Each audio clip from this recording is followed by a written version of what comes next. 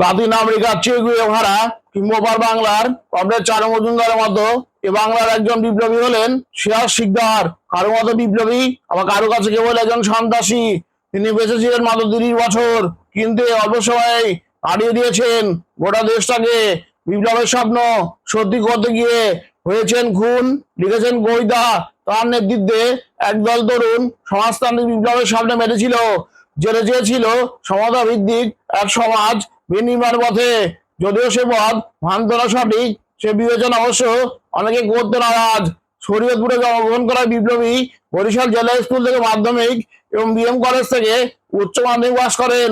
BM কলেজে পড়ার সময় জড়িয়ে পড়েন ছাত্র সংসদের সাথে, ছিলেন কলেজ ছাত্র ইউনিয়নের সাংস্কৃতিক বিষয়ক সম্পাদক।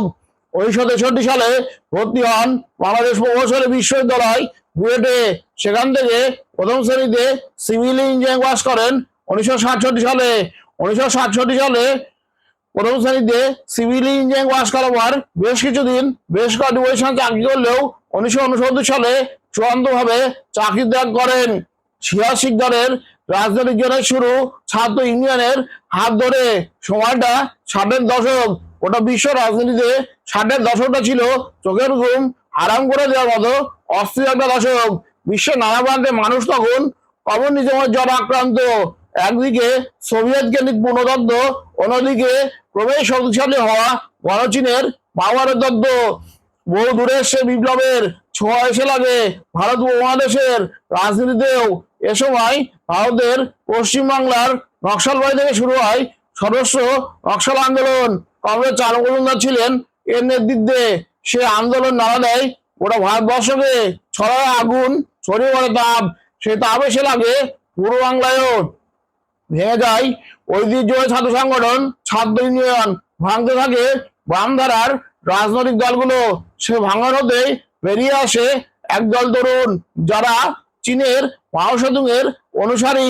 ঢাকা শহর ভরে উঠল আর কানুছন্দ বেলাভা গান বা বন্দুকের নলে সকল ক্ষমতার উৎস বা নকশালবাড়ি জিন্দাবাদের মতো পোস্টার, স্লোগান আর দেয়াল লিখনে সিরাজ শিকদার এদের একজন। এ সময় তার মনোজগতে বড় ধরনের পরিবর্তন ঘটে এবং তিনি বুঝতে পারেন যে তার মধ্যে থাকা আমি শব্দের অহংবোধ তাকে ছাড়তে হবে এবং মধ্যবিত্ত সুলভ ধ্যান ধারণা থেকে তাকে বেরিয়ে আসতে হবে।